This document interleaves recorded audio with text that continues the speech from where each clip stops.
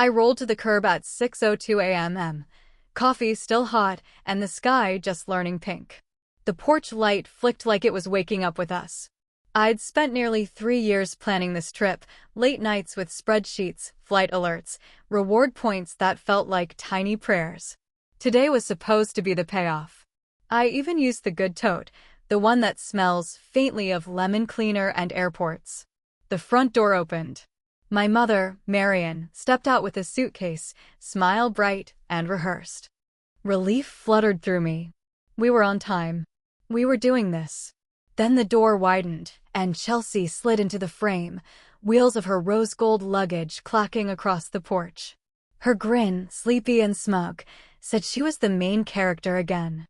My mother tried cheerfulness like lipstick.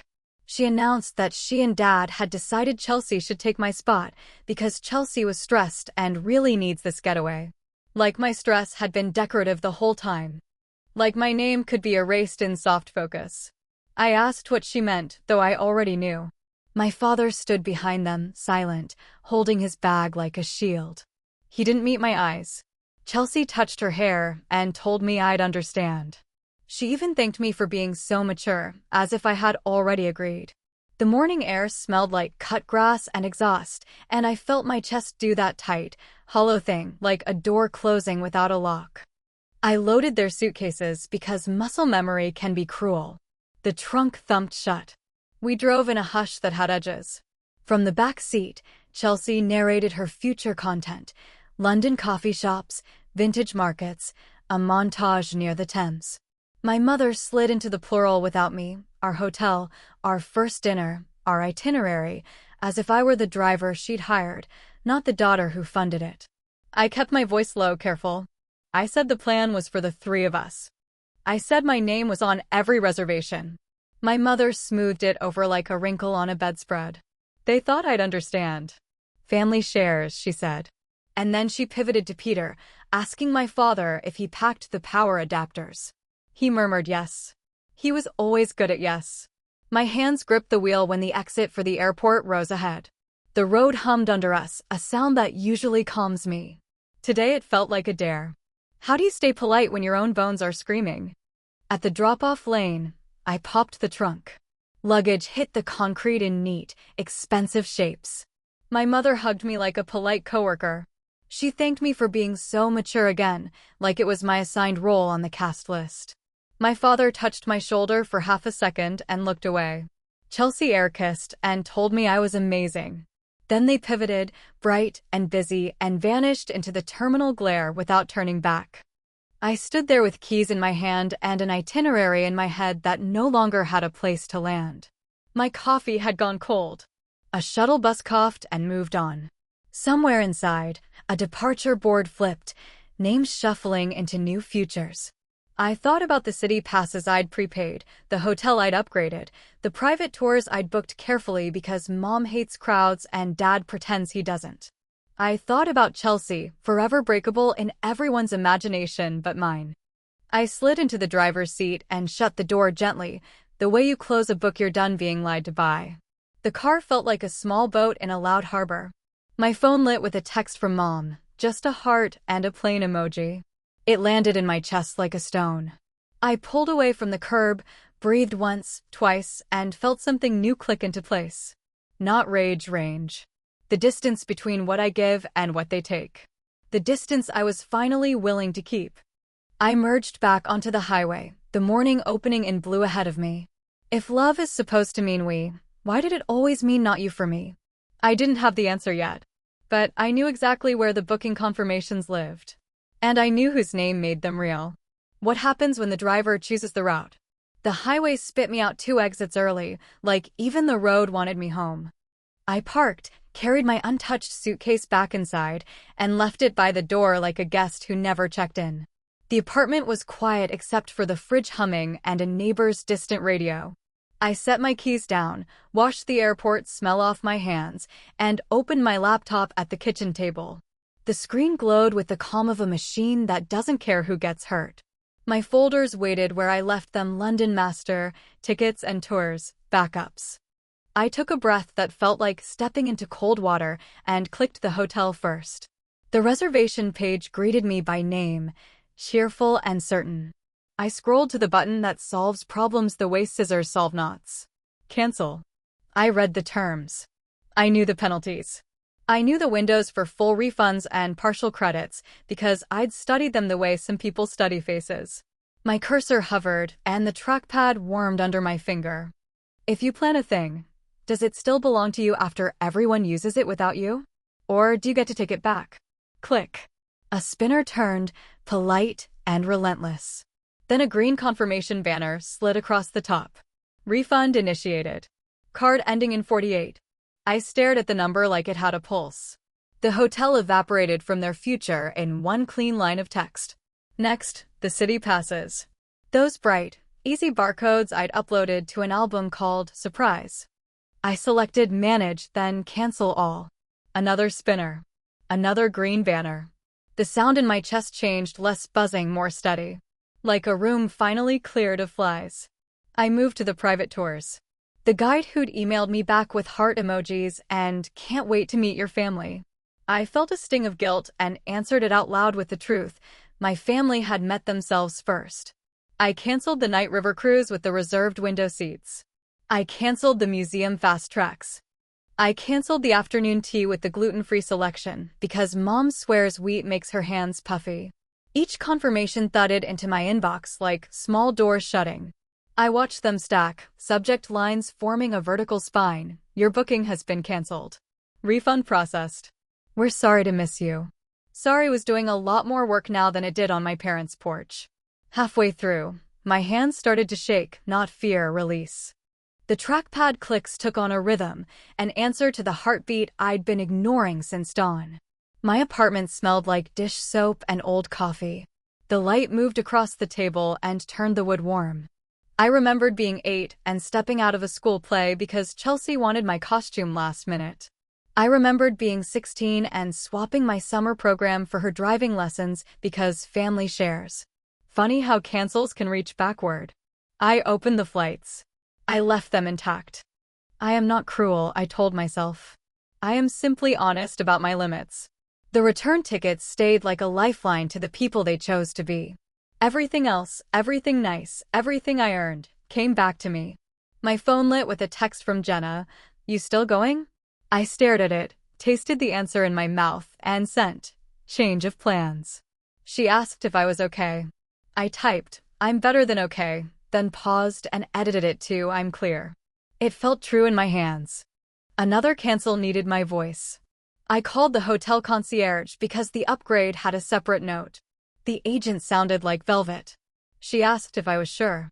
I said I was. She offered to keep the reservation under a different name. My throat tightened.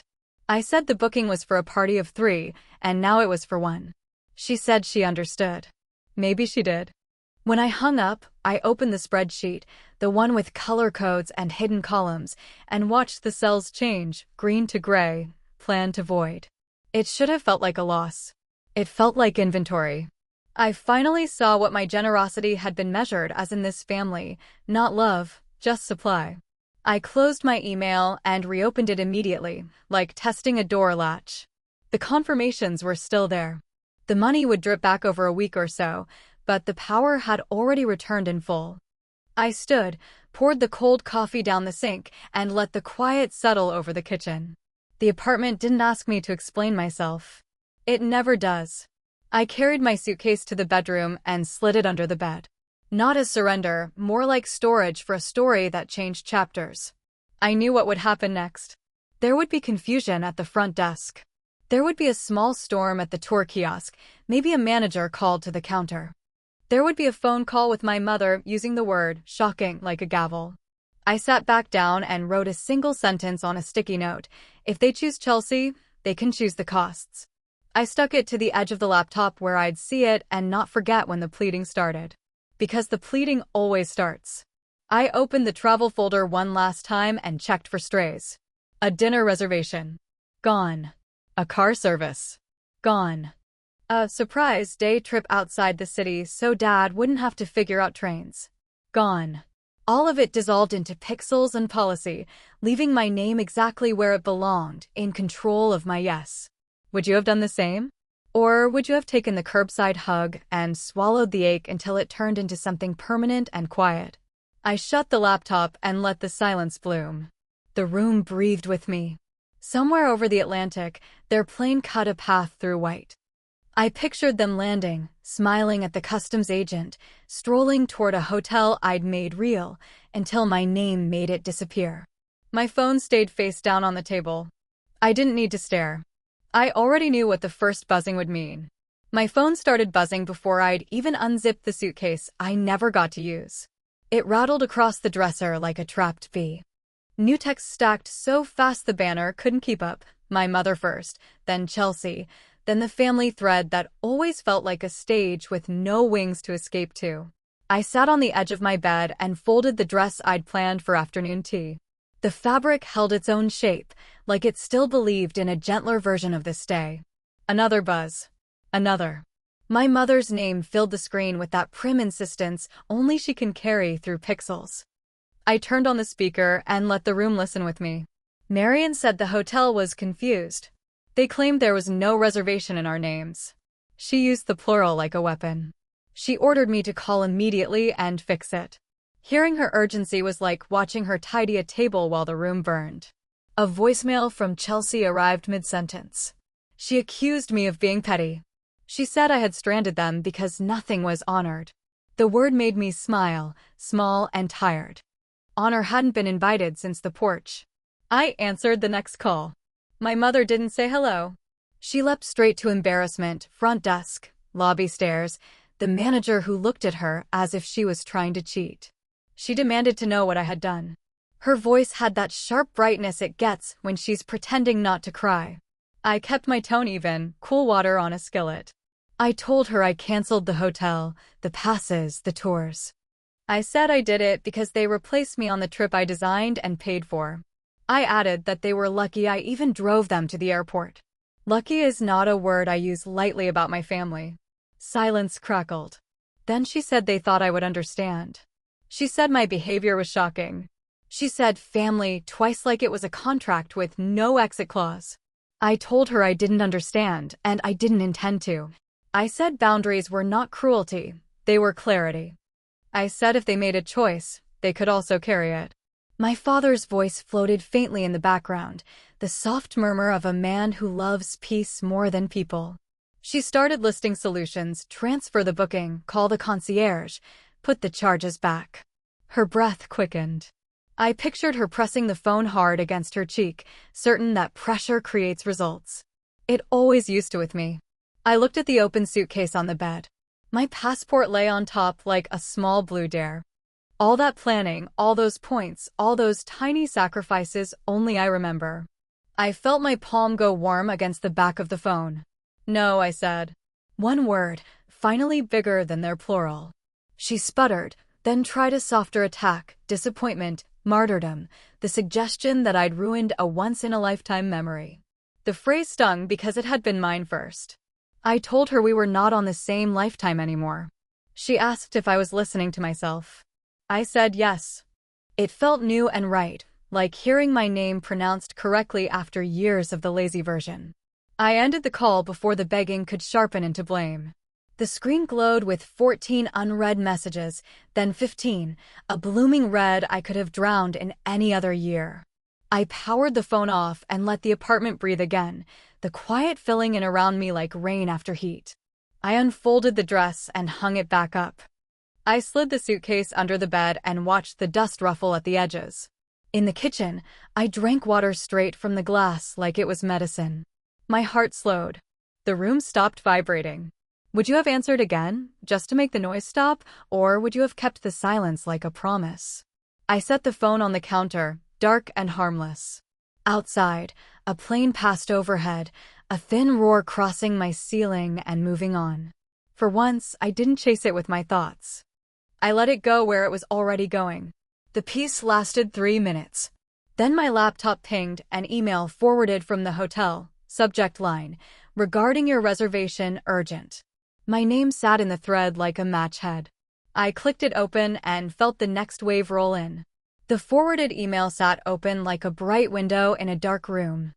The concierge had written, very politely, that the reservation was canceled by the cardholder on file, me, and that any confusion at check-in should be directed to the person who actually paid. The line was so clean it felt like fresh air. I closed the laptop and let the apartment settle. Night came and went without their voices inside it. The next afternoon, I turned my phone back on for the first time. It woke up angry, vibrations stacked on vibrations, the sound of a hive I'd left alone too long. The messages lined up like a script I've known since childhood. My mother first, shock, then scolding, then the lecture about how family doesn't do this. She said they were in a cramped hotel with a window facing a brick wall. She said the mattress felt like a stack of crackers. She said people were staring while they argued with tour desks that kept saying, "No reservation." Chelsea left long voicemails with tears at the edges. She called me petty. She said I'd ruined her content plan, and now brands would think she wasn't reliable. The word reliable sat there, ridiculous and heavy. I almost laughed. Then my father, a short text saying we needed to talk, that this wasn't right, that I was better than this. He asked me to fix it because I always know how. I read that line twice. It was true. I always did. And that truth was the problem. More messages rolled in. My mother said to rebook the original hotel immediately and put the charges back on my card as a temporary fix. She said I should call the museum and explain the misunderstanding, then call the river cruise and beg for reinstatement. She wanted me to smooth the world back into shape so she didn't have to face it lumpy. I sat at the table and watched the paragraph bubbles pop and pop, each one assuming I would fold. My hands didn't shake this time. They went still, which is what happens when something clicks into place so cleanly there's no friction left. I drafted exactly one reply to my mother and deleted it. I called my voice back into my chest. Then I wrote what I needed to say, plain and calm. I canceled the things I paid for because you uninvited me from the trip I planned and funded. Your choice created these consequences. I won't fix them. I sent it and put the phone face down. The silence after that was not empty, it was edged. It had weight.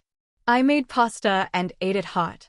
I put on laundry and listened to the washing machine thud like a grounded heartbeat.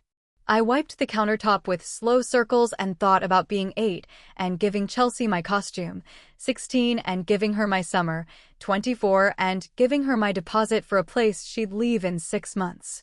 People call that kindness until the bill lands. Another wave arrived before dinner. My mother said they were leaving early because the trip was ruined. She wrote that this would be a story she'd never be able to explain to friends, the kind of humiliation that sticks to a person. She asked if I was happy now, as if happiness comes from other people's discomfort. That, right there, was our split in one sentence. My father sent 3 dots that vanished twice before a final message. Can we just talk? You're hurting your mom. He didn't ask if I was hurting. He rarely remembers to. I deleted nothing at first. I let the history stack, for once, without my usual reflex to tidy the mess away. Then I stood, took a deep breath, and cleared the thread like a desk.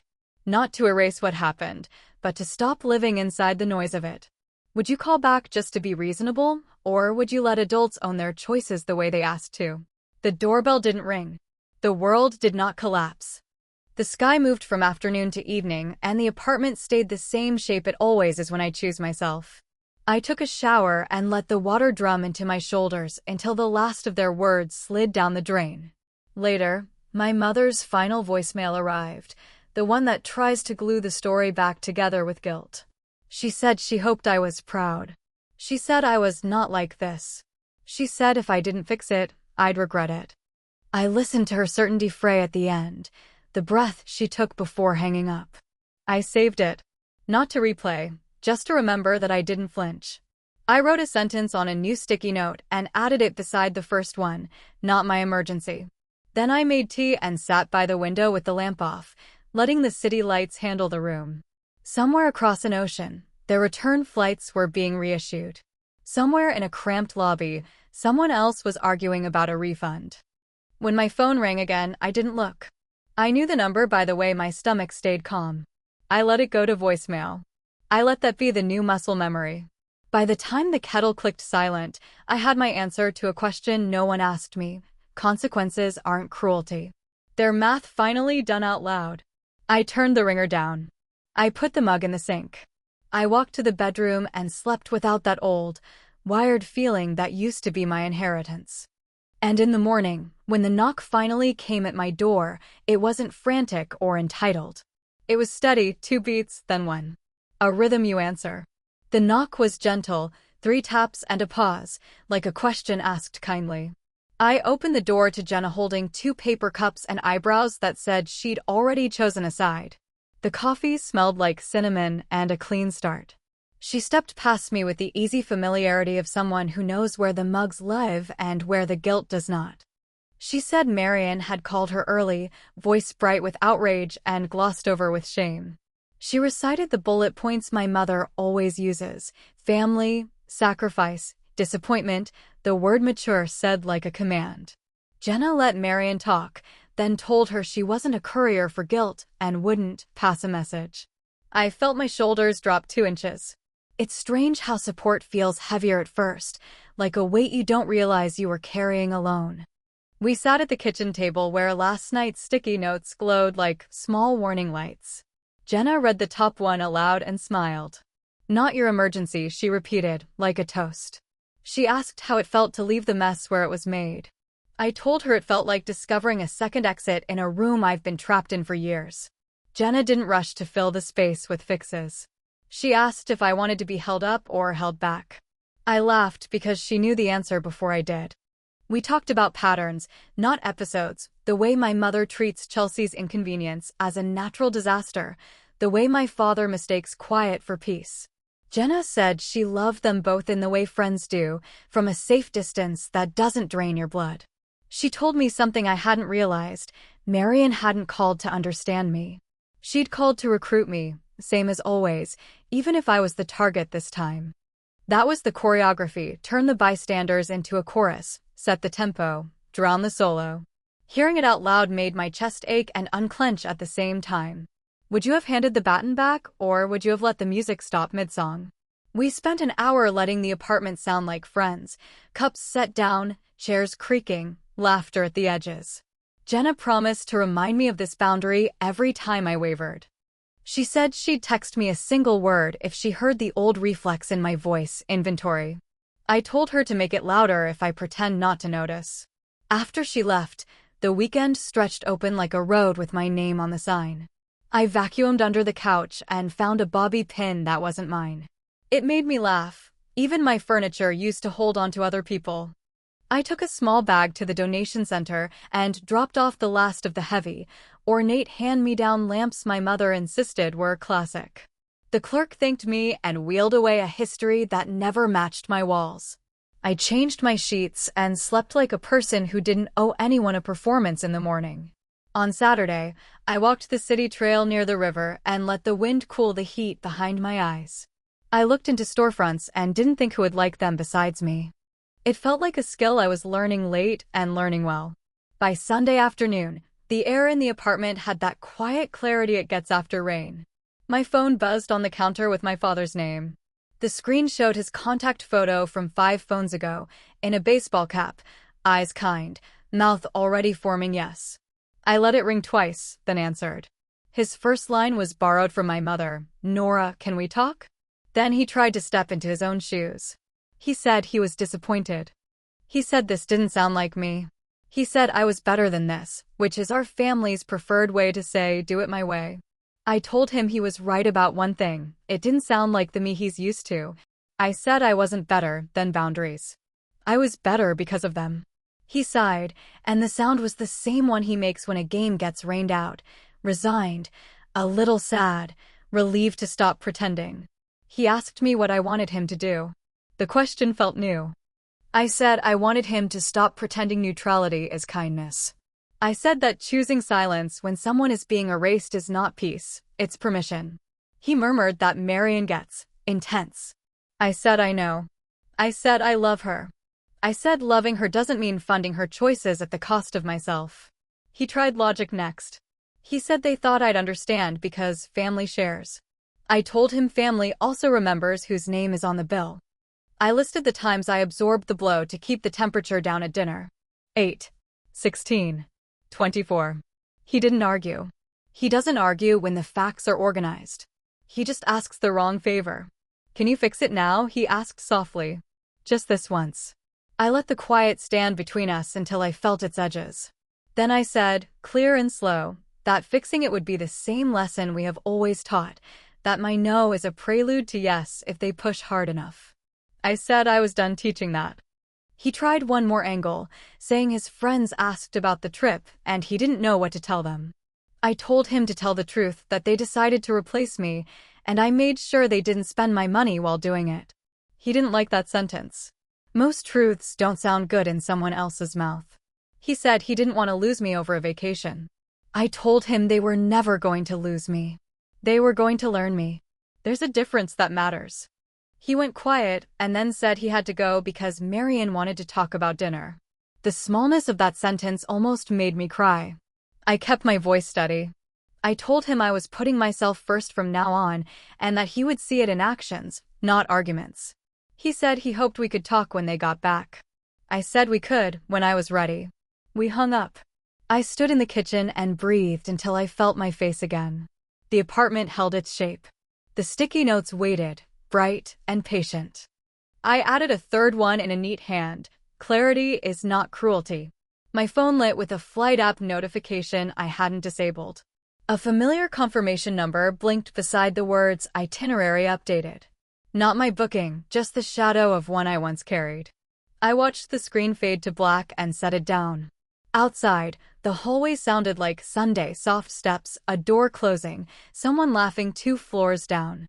I poured water into a small plant I'd nearly killed by forgetting to check its soil. It perked a little under the light. Living things do that when you finally give them what they actually need. I rinsed the cup and turned off the tap. The room landed in quiet like a bird in a safe tree. For the first time in a long time, I didn't rush to anticipate who would need me next.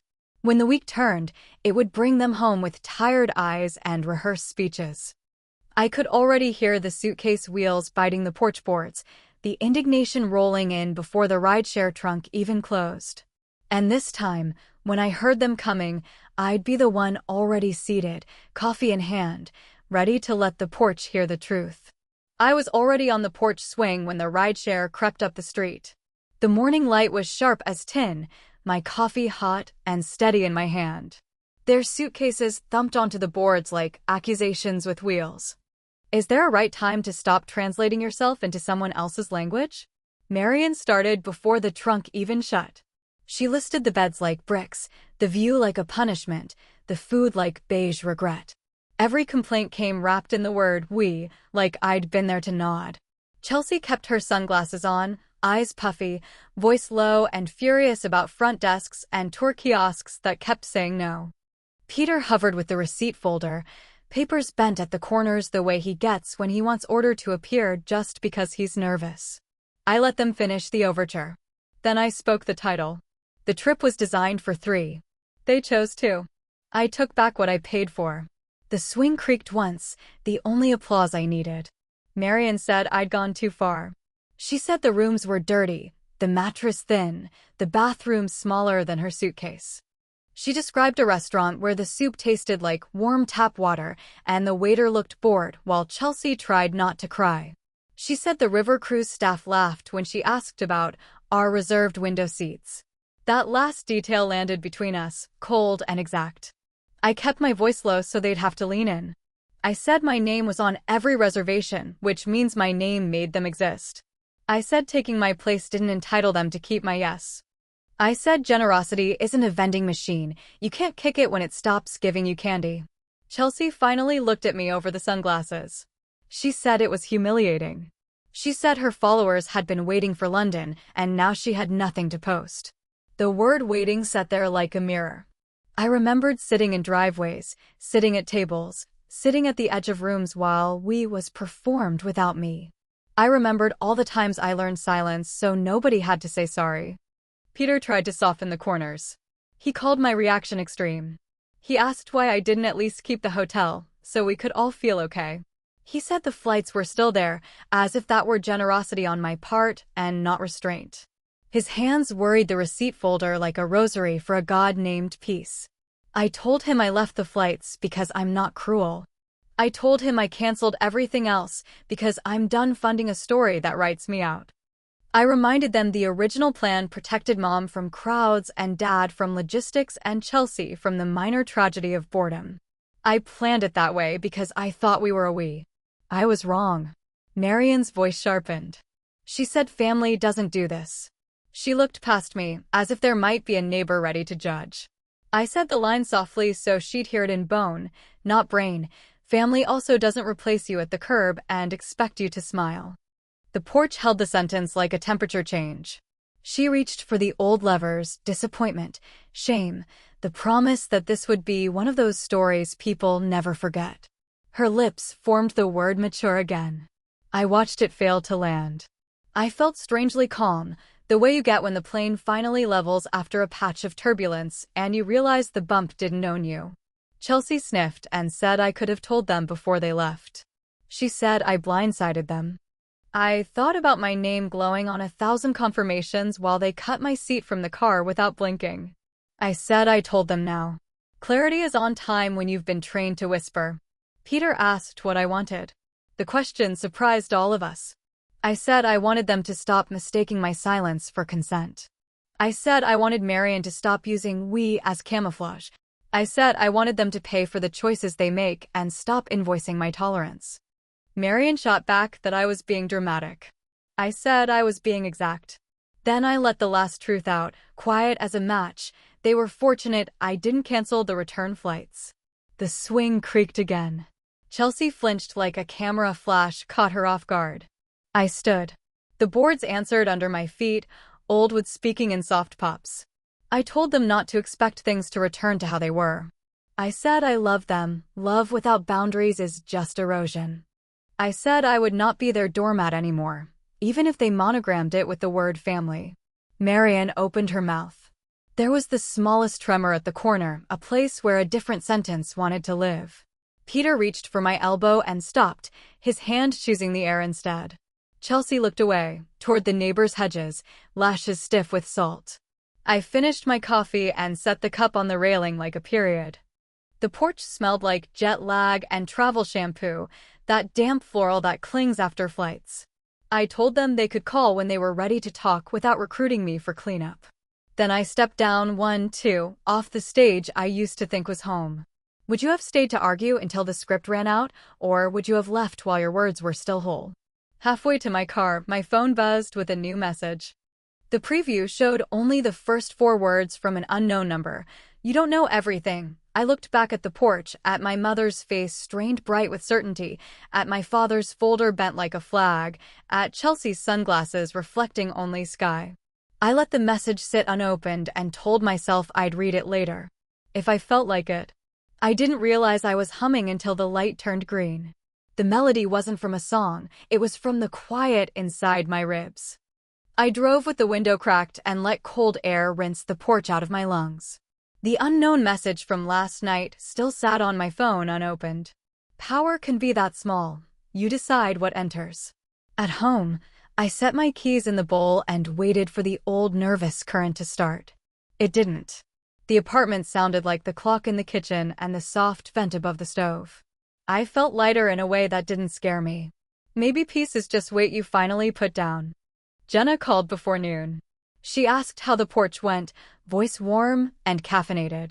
I told her the highlights: Marian's brick wall window, Chelsea's sunglasses, Peter's folder, my sentence about return flights. Jenna gave a low whistle and said she was proud of me for speaking like the floor wouldn't disappear. She promised to keep me honest if the guilt campaign started touring again. She asked what I needed. I said I needed a day without cleanup. She laughed and said, "So, your day." Then she added, inventory, the agreed-upon code word, soft as a reminder and firm as a post. Something in me settled a rung deeper. It felt like shoes that finally matched the road. When we hung up, the apartment met my eyes the way a mirror does when you stop bracing for judgment. I started with the obvious. The heavy chair my mother insisted was classic, but always bruised my shins. I slid it toward the door, with scraping like a long sigh. Then the guilt mirror that made every afternoon feel like a funeral parlor. I wrapped it in an old blanket and leaned it against the hall. The lamp with the tassels, the end table with the carved grapes, beautiful in a house that wasn't mine, relentless in this one. I loaded everything into the car, drove to the donation center, and let the clerk will a small history into the back. The receipt listed 3 pieces, good condition. My chest listed years reclaimed. The sun flashed off the loading bay and made me squint. It felt like the light was agreeing with me. Back home, I moved the sofa 6 inches and the rug too. The room breathed. I lit a candle that smelled like clean cotton and not a single holiday. I wiped the empty corner where the tassel lamp used to whisper dust. Each swipe sounded like a soft new sentence. Mine, mine, mine. Would you keep the heirlooms because they're heavy with meaning, or would you keep the meaning and let the weight go? I put on sneakers and walked the river trail. Wind curled under my scarf and cooled my thoughts. I let my eyes scan for things I wanted without sighing for who else might want them more. A chalkboard sign for an espresso bar. A flyer for a beginner ceramics class. A community board with trail maps and stickers for a hiking club. I took photos and didn't send them to anyone for approval or applause. Back at the apartment, I opened the Notes app and started a new journal, not the tidy kind you show people, the raw kind you don't. I typed without shrinking. I listed what I was feeling without averages or apologies. I made a page titled Want and filled it with verbs that belonged to me: learn, build, visit, rest, refuse, begin. The words looked better in this font than they ever did in my mother's tone. The unknown text pinged in the corner of my mind like a microwave someone else started. I picked up the phone, stared at the preview, and set it down. Not today. Maybe not ever. Maybe a message only matters if you're available to be changed by it. I wasn't. Evening came with a blue edge at the window.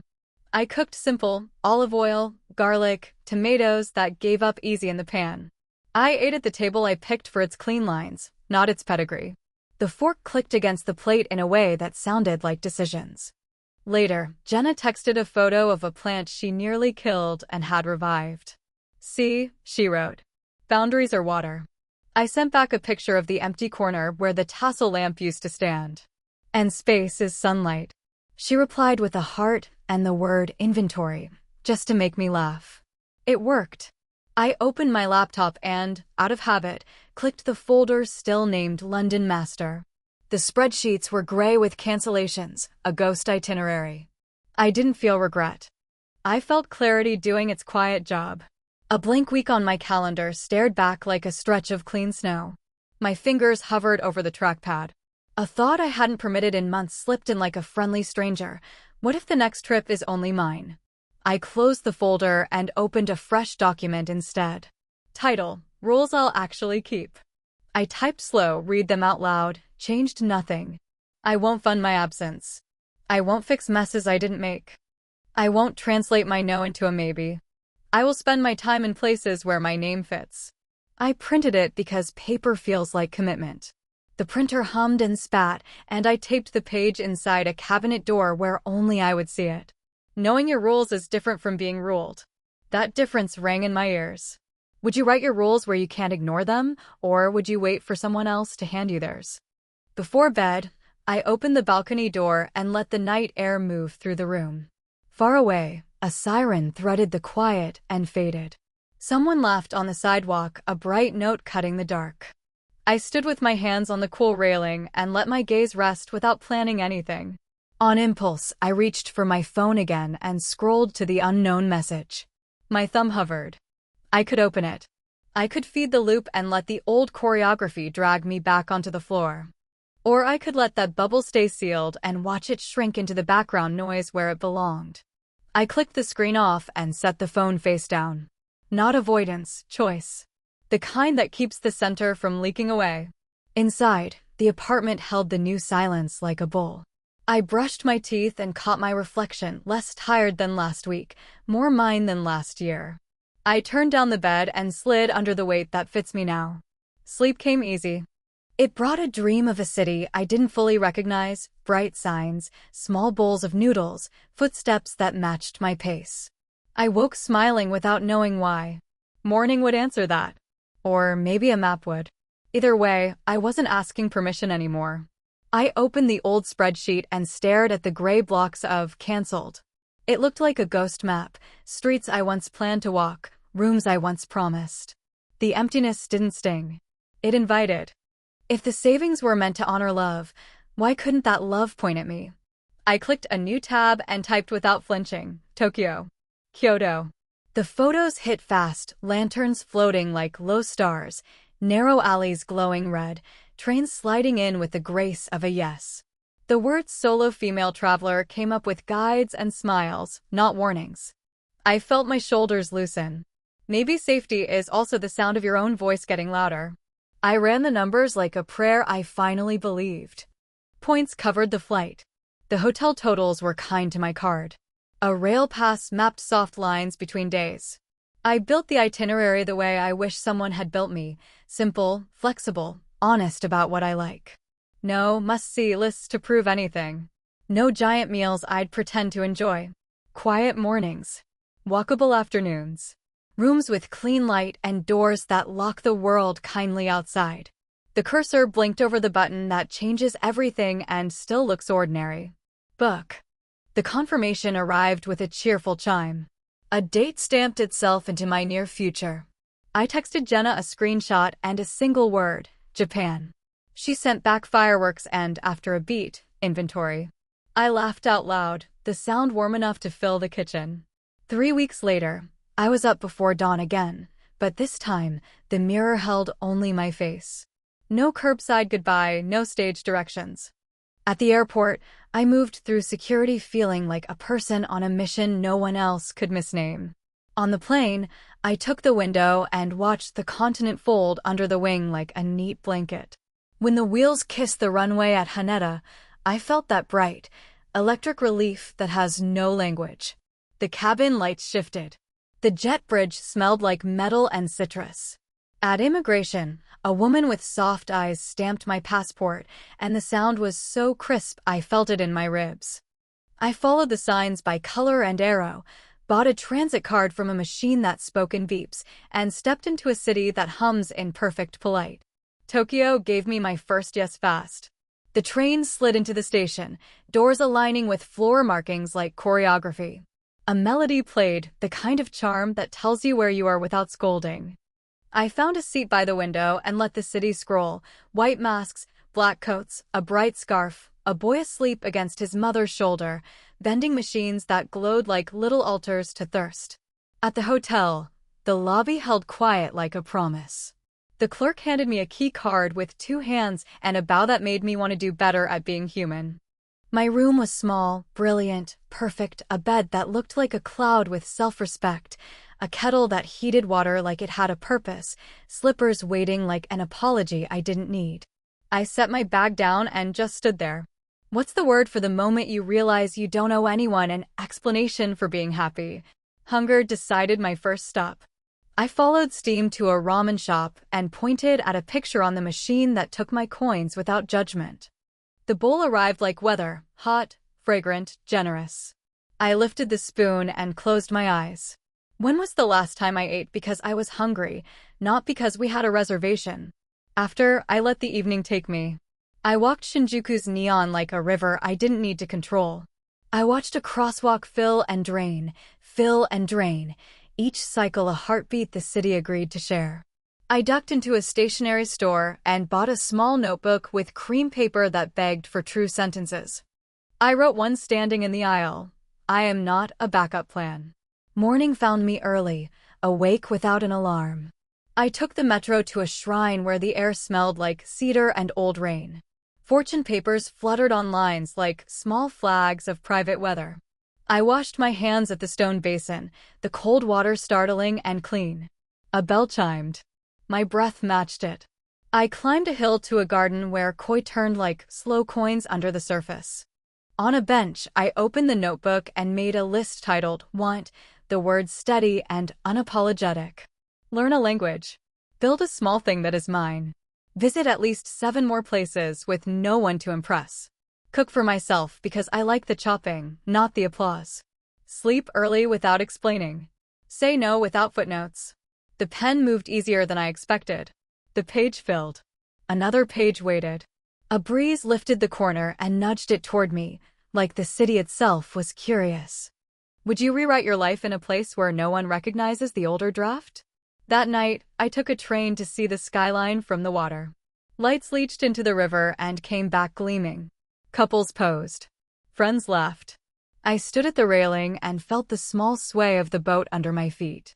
The old reflex, to frame this for my mother, to angle it for Chelsea, didn't even twitch. The view didn't need an audience. It needed eyes that paid attention. Kyoto was a few days away, a soft promise the rail pass was already carrying for me. Lanterns waited there, and quieter streets, and steps worn smooth by longer prayers than mine.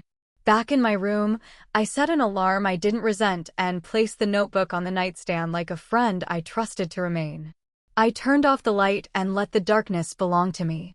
Somewhere between waking and sleep, I pictured myself on temple steps, writing the sentence I hadn't let form yet, the one that would point my life in a direction I could keep. In the morning, I'd go find that step. And I'd see what the sentence wanted to be. The train slid into Kyoto like a promise kept. I stepped down into air that felt older than my worries. Streets narrowed, walls breathed cedar, and the city moved at the pace of a person who knows where she's going. I didn't rush to match it. I let it teach me how. At dusk, lanterns lit along the river and doubled themselves in the water. I found a stone step that fit my hips and opened the small notebook from Tokyo. The paper took ink like it trusted me. I wrote what I wanted, not what looked good out loud. Learn a language because the brain deserves play.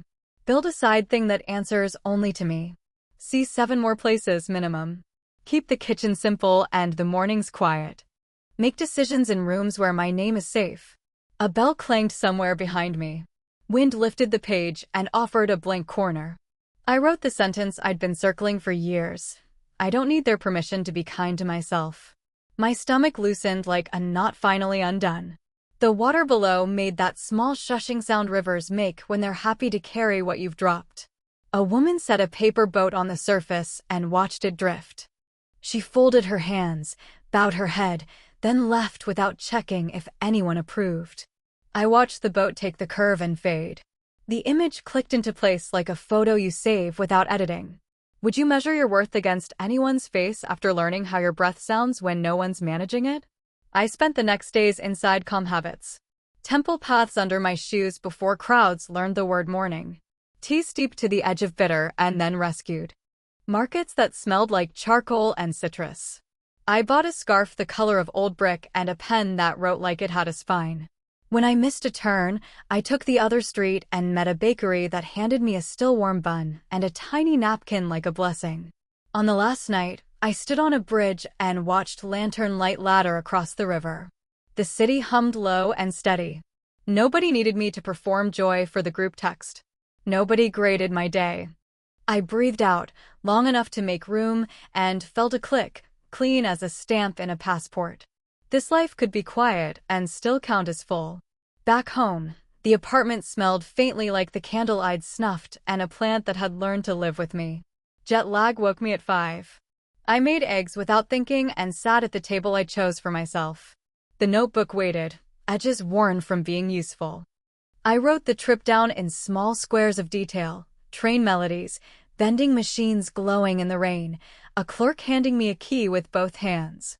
No grand lesson, just enough truth to keep. My phone filled with messages while I boiled water. The tone had changed. My mother's text avoided capital letters for once. She asked how the trip was and said maybe they mishandled things. She used the word maybe like a stool she wasn't sure would hold. She wrote, "We don't want to lose you." The "we" didn't land like a hammer this time. It landed like a request. My father sent fewer words than usual. "How was Japan?" Then, after a long pause that felt real, "Proud of you for going." I read that twice and let it sit wherever good sentences live before they're believed. Chelsea had sent nothing for days, then a single bubble appeared and disappeared twice.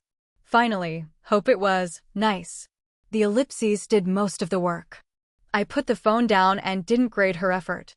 Growth is messy. Mine was too. I opened the unknown message from weeks back and stared at the first line.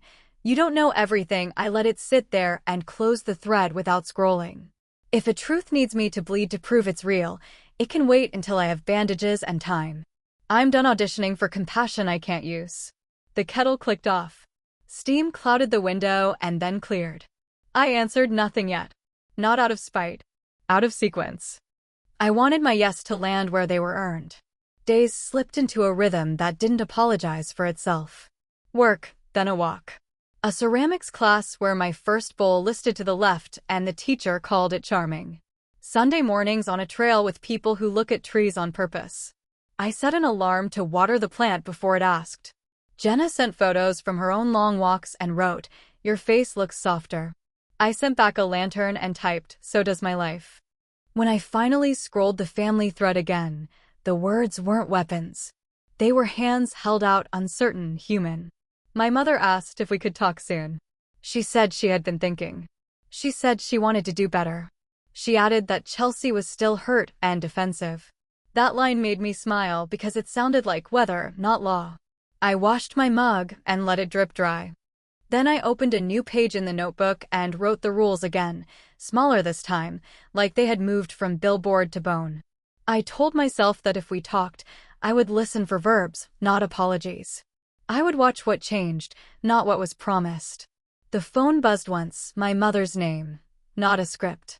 I stared at the screen and didn't move. The ring slid through the room and faded. A second later, another buzz, voicemail. The quiet rushed back in and stayed. I picked up the pen. I wrote one more line, simple as a door that opens only from my side. I will answer when I am ready. The phone lit again, softer this time, a text from my father. No rush. We're here. I set the phone down face up, a small trust one hadn't felt in years. On the balcony, the evening pulled a cool thread through the room. Cars murmured. A neighbor laughed. Somewhere in this city, a bell marked an hour that didn't require me to respond.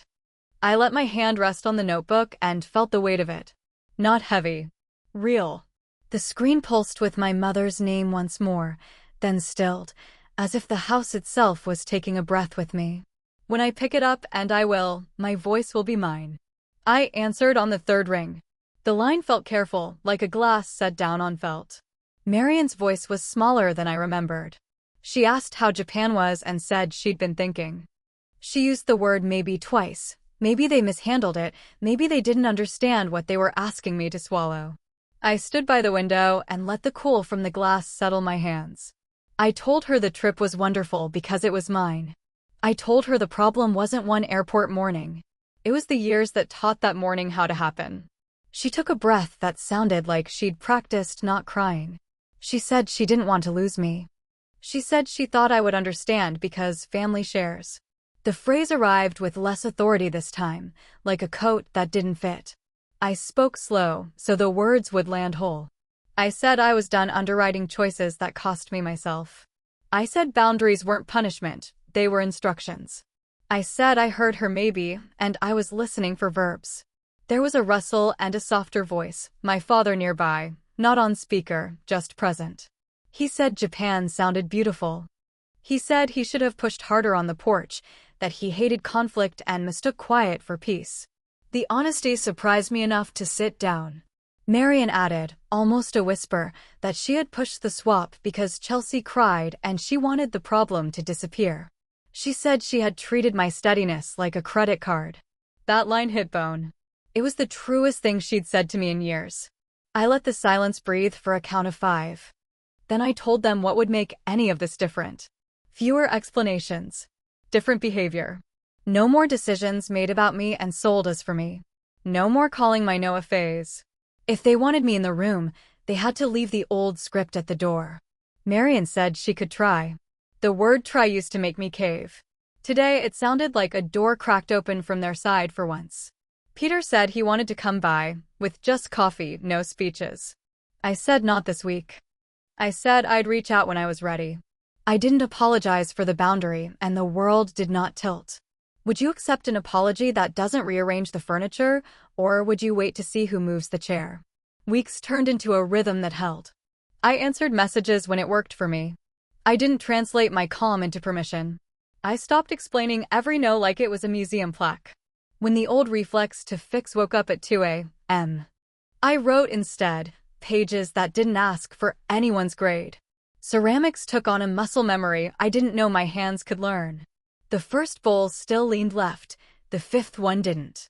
Clay centered when I did. My teacher called it progress and meant process.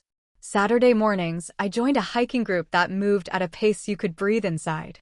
We learned the names of trees, the ones I used to pass without noticing. Knowing a name changes what you see. Turns out that works on people too. Jenna kept her promise. On a day I sounded wobbly, she texted one word, inventory, and I felt my spine remember. We met for coffee where the light was kind and talked about small, true things. She asked where I wanted to go next. I said I didn't know. Then I said maybe Lisbon. Then I said maybe I'd just pick a place with a map I liked and go. At home, I taped my rules where my eyes couldn't avoid them. I added one more in neat print. I won't teach people I love that my no is a puzzle to solve. The sentence settled like a weight in the right drawer. My mother sent photos of a Sunday dinner, nothing guilt-rigged, just food and a sky that got dark early. She asked if I wanted to come by next week. She said we could set a day that worked for me. I stared at the message and waited for the catch. It didn't arrive. I wrote back that I'd let her know. 3 days later, I did. We kept it short, no speeches, just plates and simpler weather. When she started to say, we decided, she stopped and chose I. It was small. It counted. Chelsea sent a text with a draft caption for a post about boundaries. She asked if it was exploitative. I smirked at the irony and answered honestly, if she wanted to talk about growth, she should talk about her own. She wrote back fair and then, after a long beat, I'm trying. I didn't grade that either. I noticed it. That was enough for now. On a Thursday I felt like myself. I booked a ticket to Lisbon with points I'd saved for a story that no longer fit. The confirmation pinged and landed soft. I printed it and slid it into a folder labeled yes. The label made me laugh, then breathe easier. Nights got cooler. The plant on the sill learned to lean toward the light and then straighten. I met myself at the balcony most evenings, cup warm in my palm, city moving in a low hum below. Sometimes I called my parents, sometimes I didn't. When we did talk, I let the pauses stand without filling them with explanations. My father told me about a book he liked. My mother told me she'd started saying no to things that weren't hers. I believed her a little. I promised myself I'd believe her more when her verbs stacked up. One afternoon, I cleaned out the drawer where I kept old itineraries. I found the printed plan for London and the sticky note from that first quiet revolt. If they choose Chelsea, they can choose the costs. I put the paper in the shred pile and the sticky note back on the edge of my laptop. Not as a threat. As a reminder of the day I chose to fund my presence. Would you call that revenge, or just math done with your own pen? On a soft blue evening, I poured tea and sat on the balcony, ankles crossed, breath easy. A message from my mother lit the phone. Proud of you. See you Sunday? The question mark felt like respect, not doubt. I said yes because I wanted to, not because anyone's storm needed me to hold an umbrella. Inside, the suitcase waited in the closet, not as a symbol, just as a tool. The life I carry now fits without overpacking. The rules fit without taping. I looked at the city and felt that quiet at my ribs again, the one that hums when the center holds. Somewhere a church bell counted an hour I didn't owe anyone. A breeze turned the page of my notebook to a blank clean square. I wrote one last line and didn't read it back. I didn't have to. I chose my life and it chose me back.